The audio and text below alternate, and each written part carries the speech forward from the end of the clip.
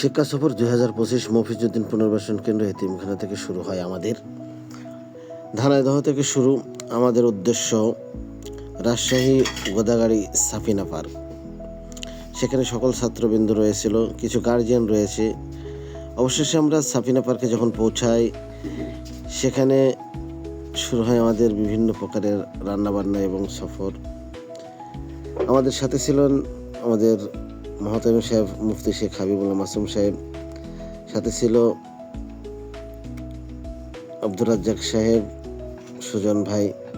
সাফিনা পার্কের বাড়িগুলান দেখতে সেম একটু অন্য টাইপের, যা বাংলাদেশে সচরাচর দেখা যায় না।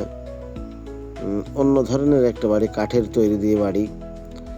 সেই সাফিনা পার্কে আমরা কিছু সময় ছাত্রদেরকে নিয়ে ঘোরাঘুরি করলাম। এরপরে আমরা চলে আসি রাজশাহী পদ্মার পাড়ে, পদ্মার চরে। পদ্মা যখন পার হয়ে আমরা চলে গেলাম, চরের মধ্যে খুব মনোরম একটা দৃশ্য দেখা যাচ্ছিল। ছাত্ররাও আলহামদুলিল্লাহ খুব খুশি ছিল এই সফরকে কেন্দ্র করে।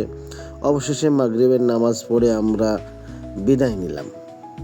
বিদায়ের পথে সেই চিরচেনা রাজশাহী শহর, সকলেই জানেন শিক্ষানগরী এবং অপার সৌন্দর্যে সাজানো রাজশাহী।